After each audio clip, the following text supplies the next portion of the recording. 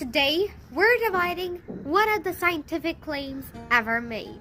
How did life begin from non-living matter? This is a foundation of a theory known for abiogenesis. But, as Ahmed al-Hassan writes, none of these theories has ever been proven of abiogenesis, not even one. They are all unproven hypotheses, not scientific facts. To understand why, we must first understand the complexity of life. Inside every living cell we find DNA, RNA, and protein, all of which are replicators, meaning they copy themselves. But these structures are not small or simple. They contain enormous chains of units and molecules. Imagine to assemble a perfect machine from thousands of tiny parts randomly at the same time. Ahmed al-Hassan explains, if we consider this probability that all the components simply formed simultaneously in a correct arrangement, even once, the number we reach is so small that it cannot be imagined scientifically. Let's take the simplest example, self-replicating protein made from just 32 amino acids.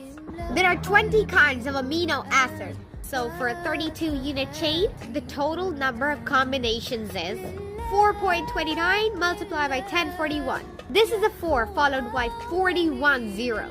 This number represents an incredibly tiny change. So tiny that for all the particles, it equals 0.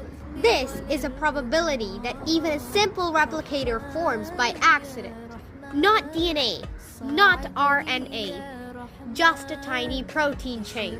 In fact, Ahmed al-Hassan points out that even Richard Dawkins, the leading voice of atheism, had to stretch mathematical logic to even defend abiogenesis. In The Blind Watchmaker, Dawkins tries adding zeros, reducing zeros, modifying numbers to make the probability to seem less impossible.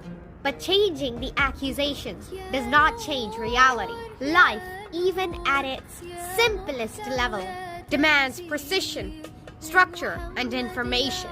And information does not rise from chaos. So when people say, life began by chance, they are ignoring the mathematics, the chemistry, the logic.